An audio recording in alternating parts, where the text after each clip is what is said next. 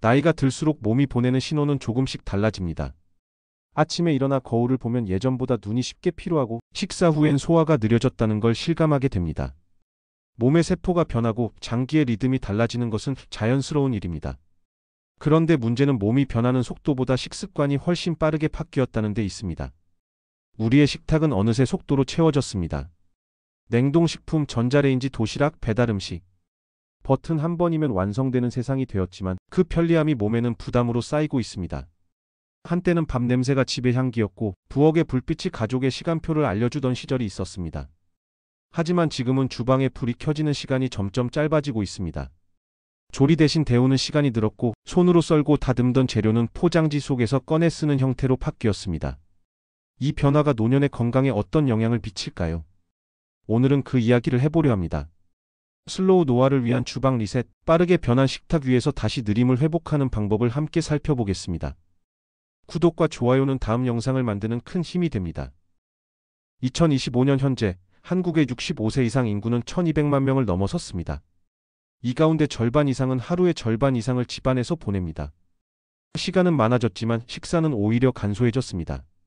보건복지부 조사에 따르면 10년 전보다 노년층의 하루 평균 조리 시간은 37% 줄었습니다.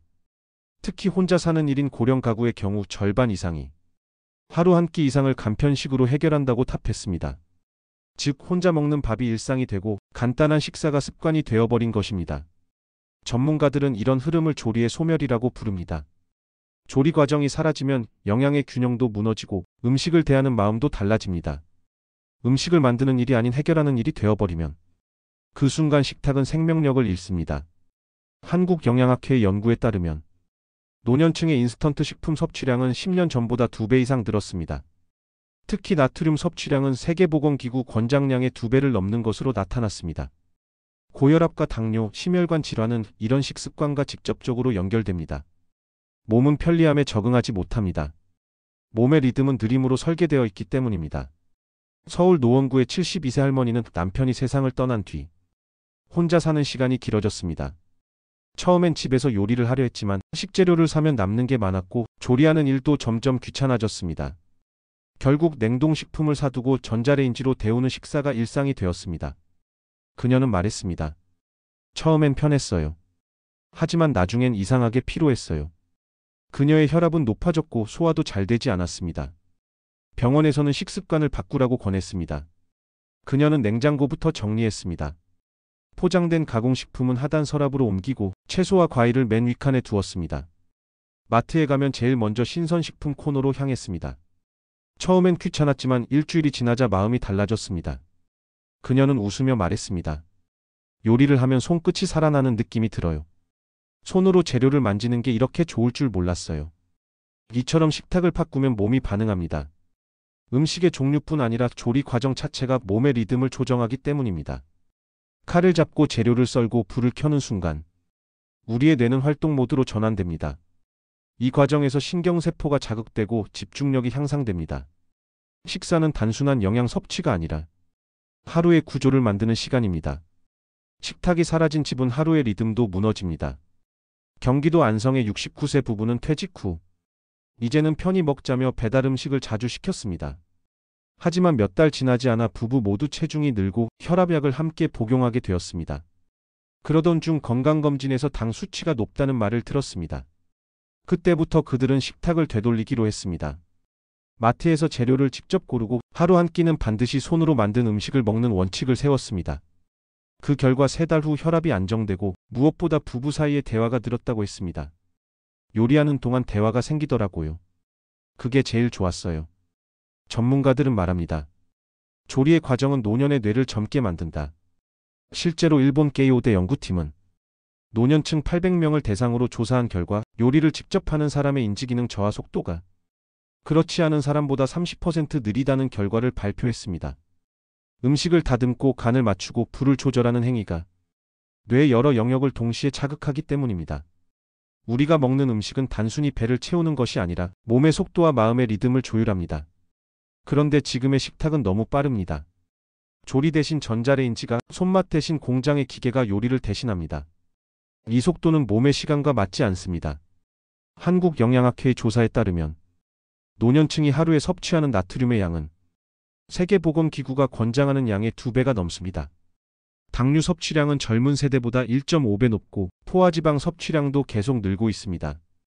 이는 가공식품 소비가 늘어난 결과입니다.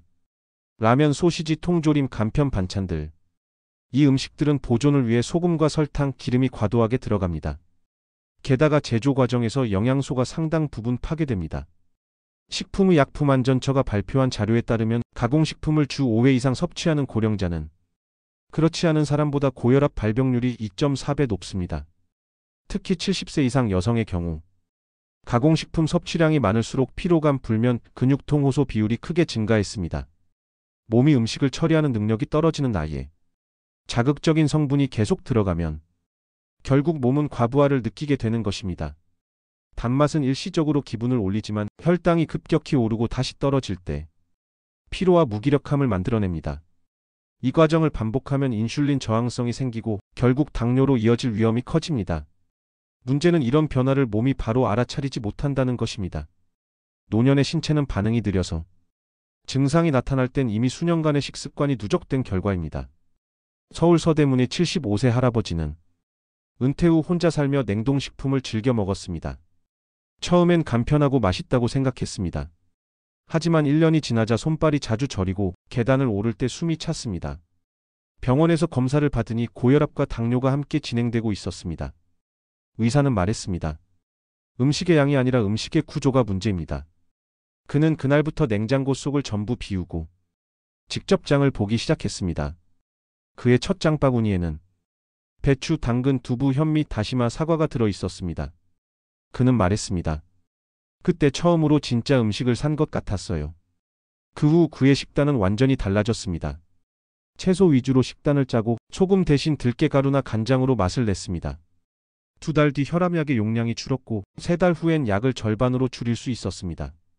그는 웃으며 말했습니다. 음식을 바꾸면 몸이 바로 대답을 해요. 전문가들은 이런 변화를 슬로우 푸드 효과라고 부릅니다. 몸이 음식을 천천히 소화할 수 있는 환경을 만들어주는 것, 그것이 곧 슬로우 노화의 핵심입니다. 국립보건연구원의 실험에 따르면 채소와 통곡물 위주의 식단을 3개월 유지한 그룹은 염증 수치 CRP가 평균 40% 감소했습니다. 또한 혈중 콜레스테롤이 낮아지고 피로감과 수면 장애가 줄어드는 효과가 나타났습니다. 음식의 속도를 늦추는 것이 몸의 회복 속도를 되살리는 일이라는 뜻입니다. 이처럼 통계와 연구가 말하는 바는 분명합니다. 나이를 되돌릴 수는 없지만 노화의 속도는 조절할 수 있습니다. 그 시작점이 바로 주방입니다. 냉장고의 구조, 식재료의 순서, 식사의 리듬을 바꾸는 일. 이 단순한 변화가 몸 전체의 시간을 조율합니다. 그렇다면 우리는 어떻게 식탁을 되돌릴 수 있을까요? 첫째, 식탁의 중심을 다시 채소로 돌려야 합니다. 맵기 초록색이 보이게 하고 하루 한 번은 생채소를 그대로 먹는 습관을 들이세요. 비타민과 식이섬유는 혈압을 낮추고 장의 움직임을 돕습니다. 둘째, 냉장고의 구조를 바꾸세요. 눈에 보이는 음식이 곧 우리가 먹는 음식입니다. 신선식품은 가장 윗칸에, 가공식품은 가장 아래칸으로 옮기면 됩니다. 셋째, 조리의 시간을 되찾으세요. 칼을 잡고 재료를 자르는 행위는 단순하지만 뇌를 자극합니다. 요리를 준비하는 동안 우리의 뇌는 휴식을 얻습니다. 넷째, 간을 줄이세요. 소금과 설탕을 덜어내면 처음엔 밋밋하지만 혀는 금세 적응합니다. 식초나 레몬즙, 참기름과 견과류로 맛을 대신할 수 있습니다. 다섯째, 물을 규칙적으로 마시세요. 목이 마르지 않아도 따뜻한 물 한 컵을 자주 마시는 습관이 필요합니다. 체내 수분이 줄어드는 노년기의 수분은 최고의 영양제입니다. 여섯째, 식탁의 시간을 고정하세요. 불규칙한 식사는 몸의 리듬을 깨뜨립니다. 매일 비슷한 시간에 식사하는 것만으로도 소화와 혈당 조절이 쉬워집니다. 일곱째, 식사를 혼자가 아닌 누군가와 함께 하세요. 이웃과 반찬을 나누거나 지인과 온라인으로 식사 시간을 맞추는 것도 좋습니다. 대화가 있는 식탁은 우울증을 예방하고 인지 기능을 지켜줍니다. 여덟째, 식사 중에는 TV를 끄세요. 음식에 집중하는 습관은 포만감을 높이고 과식을 막습니다. 아홉째, 제철 식재료를 가까이 하세요. 제철 음식은 가장 단순하지만 영양이 풍부하고 몸의 계절 리듬을 맞춰줍니다. 열째, 하루에 한 번은 직접 요리하세요. 한 그릇이라도 자신이 만든 음식을 먹는 경험은 삶의 주도감을 회복시킵니다. 이 10가지 루틴은 거창한 다이어트가 아닙니다.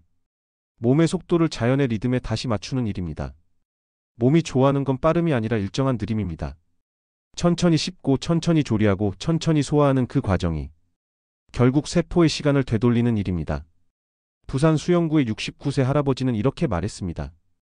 예전엔 배가 차면 끝이었는데 이제는 마음이 편해야 식사가 끝나요. 그의 말처럼 진짜 건강한 식사는 배를 채우는 일이 아니라 삶을 다스리는 일입니다.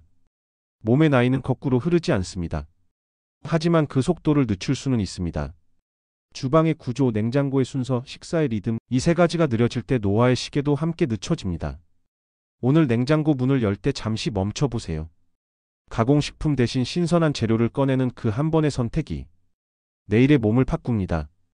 조금 덜 자극적이더라도, 조금 더 손이 가더라도 내가 만든 식사가 나를 지키는 가장 확실한 방법입니다. 노화는 피할 수 없지만 늙어가는 방식은 바꿀 수 있습니다. 주방을 리셋하는 순간 몸의 시계도 조용히 천천히 돌아가기 시작합니다.